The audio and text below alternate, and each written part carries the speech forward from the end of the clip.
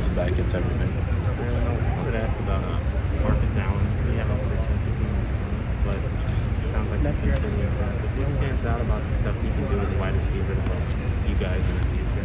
Yeah, I think he's a big wide receiver, big and fast, and a lot stronger than I think a lot of people expected. He's been making plays out here since I've been out here watching, being able to practice a little bit. He's definitely been making a lot of plays, and he does a lot of things that are impressive. I think will be able to help us a lot going forward as he starts to get into the rotation and be able to make some plays on Saturdays. What are your thoughts on the importance of the bowl game?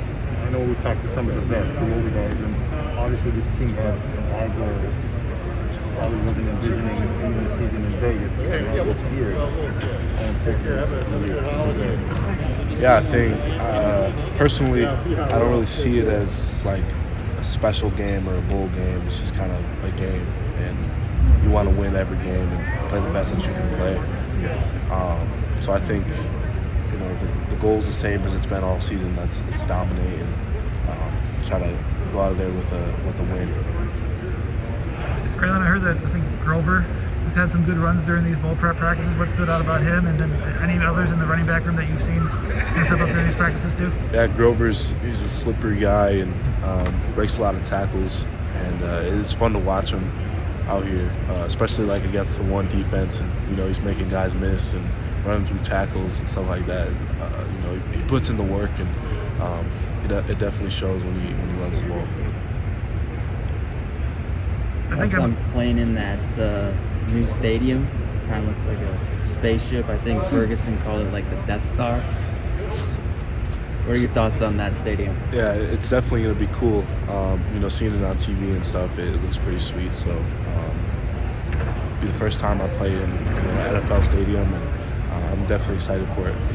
Did you guys go over the tape of the Minnesota game just from an offensive perspective and see what didn't go as well as you guys expected? Not as a group, no. Did you do it individually? Individually, yeah. I just kind of didn't dig too deep into it. Just kind of saw what I could possibly try to do better. What was going on with that. Well, what in your mind then? What was that you might have been able to do as an individual? I think one of the main points. There was one run I had. I think it was like a 3rd and 1. I ended up getting the forward progress on it, but I kind of tried to hit the hole and bounced off a guy and saw an opening to the left and tried to hit it and got tackled for really what should have been a loss probably. So I think my biggest takeaway was probably just being decisive, and a situation like that, there's no reason to try to bounce it, just get the yards that you need. Paul, I know you've been asked this already, but you said you're a little banged up at the Minnesota game. How do you feel physically now? How big was that time off for you? A couple of weeks? Definitely feel a lot better. The time off definitely was beneficial, and I was able to use that time. Not practicing as much, just kind of rehabbing and getting the recovery that I needed. And since I've been out here practicing, I've been feeling a lot better. You said, I think it was after one of the games late in the year, that taking care of your body was maybe a newer concept for you. You didn't have to do as much after a high school game. What are some of the biggest things you learned about that process?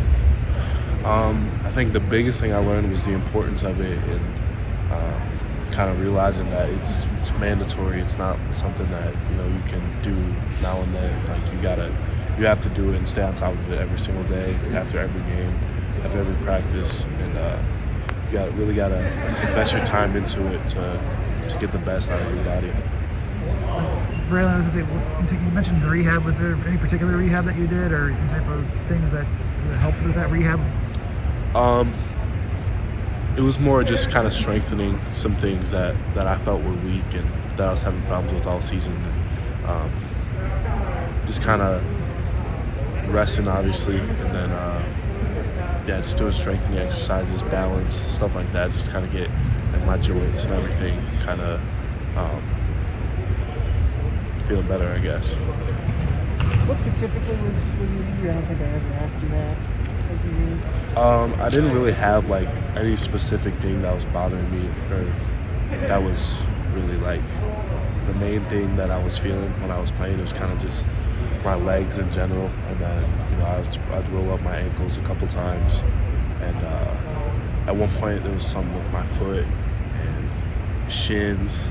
Like, it was literally just my lower body, and it's hard to like keep up with everything, and you only have so much time in a day. Where after practice I go straight to rehab or to the training room and get treatment, and I can only do my ankles or I can only do my quad, and then I gotta go to class, and then gotta come back for meetings and stuff like that. So it's definitely a roller coaster of trying to keep everything feeling fresh.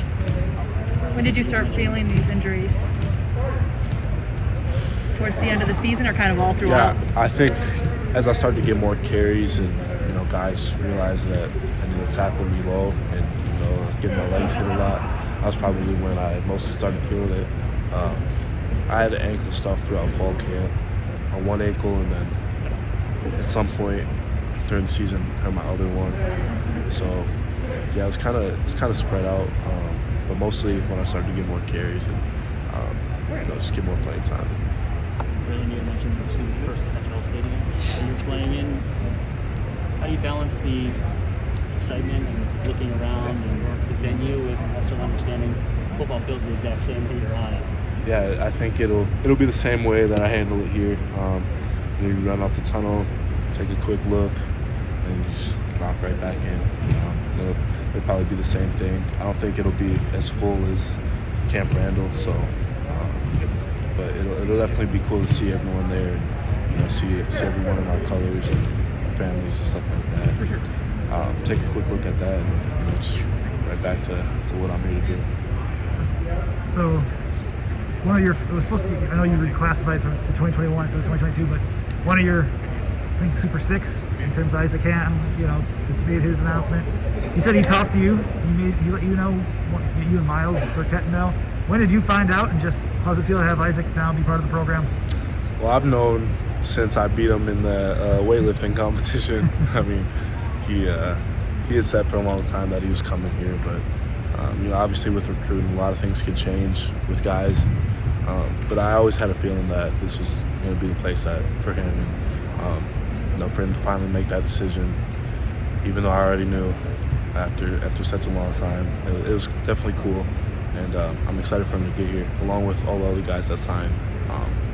But yeah, I think he'll be a big addition to us and help us a lot in the future. What did he tell you? Is there a specific day that he told you that he was going to make that decision, or was it just? No, I don't remember.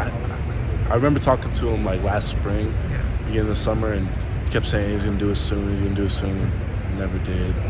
But I think when he told me, like for sure, like he was signing yesterday, it was last week sometime at the end of the week. So it's actually on his birthday. I texted him happy birthday, and then he said excited to work with you. That's when I found out.